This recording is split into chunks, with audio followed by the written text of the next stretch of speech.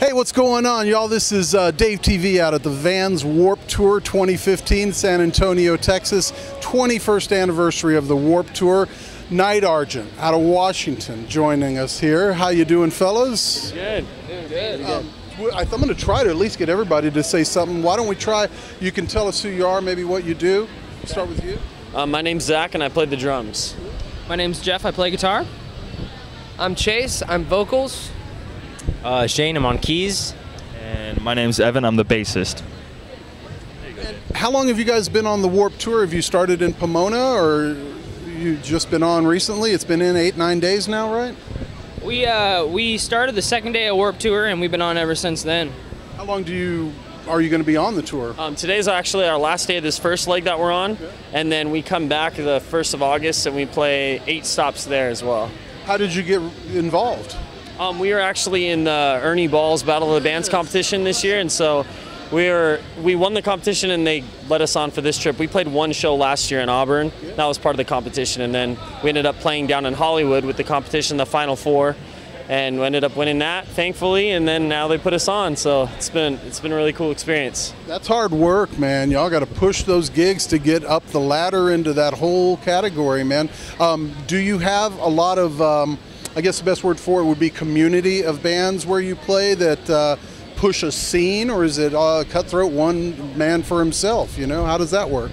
No, we definitely try and become friends with anybody we're playing with. We're all trying to chase the same dream and the same goal, so there's not really, I mean, at least in our opinion, there's no real point of trying to, you know, cut anybody else out. You know, there's so many people out there, and the cool thing about everything going digital on the internet, that people can find whatever they want, and there's so many people out there. It's not like, you know, there's not enough fans or whatever out there, so we just kind of stick to what we're doing, and if somebody we meet along the way and they're awesome, then we're just gonna, you know, become friends with them and network with them, and yeah.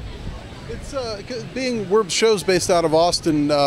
We've had quite the reputation for live music capital of the world, which is a good and a bad thing, and it's not untrue.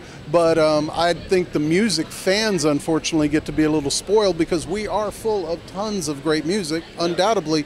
But the beautiful thing has always been, and like anything, it comes and goes, but there is a community between bands. You find a couple of ways that happens, whether it's like music styles or totally different music styles, but like fans. So a lot of these shows get put together, and you might have 20 different bands that, you know, 4 to 5 of them play the gigs, and it's interchangeable, and it builds the scene up. So we're lucky to have that. So I guess that's kind of what I'm getting at. Do you have that kind of a background where you played from? Oh yeah, I mean, there's definitely a really good scene as far as musicians go.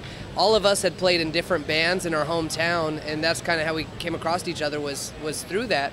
And we don't have a really big scene in our hometown, but we're surrounded by Seattle, Portland, Boise, where there are big scenes. And honestly, there are some really cool people in our hometown who are trying to build up a scene, and we're doing our best to be part of that and try to create that community. A lot of bands from Austin end up coming to San Antonio. It's a big deal when you're from Austin and you go somewhere else too. So that is another trick of the trade in Texas, it seems. So that's always nice. What do you guys find yourself listening to? Do you pop anything in when you're out on this, you know, out on the road, or even at home? You know, or do you find yourself just at practice listening to your own damn self all the time?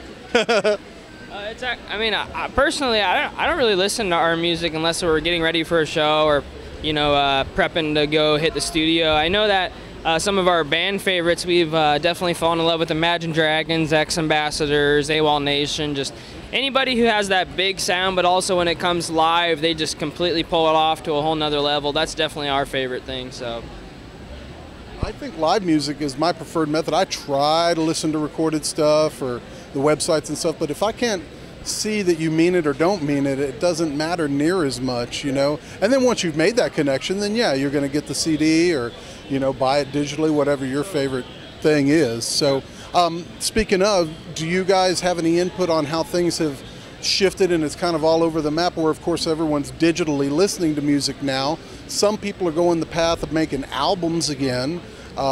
What's your take on getting the sound out to the people? Honestly, I mean, one of the things that we've really focused on is making sure we get our music out to the fans. And I think with the way the music industry has gone, it's really took the power out of the hands of the labels who have kind of created these powerhouse bands, who are great bands in their own right, and have given it to the artists who are willing to push and to work hard to get their music out there to people. And for us, you know, having the digital multimedia, that platform, in order to connect with fans all over the world is huge. We have fans, you know, we released a video and we had so many people from Germany hit us up. And like the ability to kind of cross not only the language barriers, but you know, the actual physical geographical barriers, it's amazing that a small band from Washington State can connect with people all over the world. It does break down the walls, the barriers. You're like, they would have never heard me any other way, you know, and that's an amazing connection. It's as far as next steps, I mean, obviously you're fighting, you got the Ernie Ball thing happening to get here, opening up major doors. Anything so far look interesting to you as far as moving forward? All right, for the next steps? Yeah. When we get back in town, we're obviously going to rest a little bit first, got to recover from the heat. We didn't train for this, we weren't conditioned, so it kind of kicked our asses a little bit. But after that, we get to go down and record an EP with John Feldman as part of the Winnings as well, which we are insanely excited for that. Actually, Evan and I used to listen to some of his old stuff. I didn't even know it was his band until Evan educated me about it. So it was surreal to hear that and experience that. So we're really looking forward to that. And we're also going to be shooting another music video for our new single "Comet," Light It Up, that we just released. So yeah, I mean, we're going to be back in town for just long enough to get that stuff done, and then be back on Warped Tour again to finish up the last leg, and end in our hometown, which would be so amazing. Oh, yeah. So amazing to play back at home. Oh, so proud, I'm sure. Oh, you yeah. know, like, can you just look at the faces you know and be like, I'm here, bitches. That's awesome. Hell yeah, word for word. That's awesome, fellas.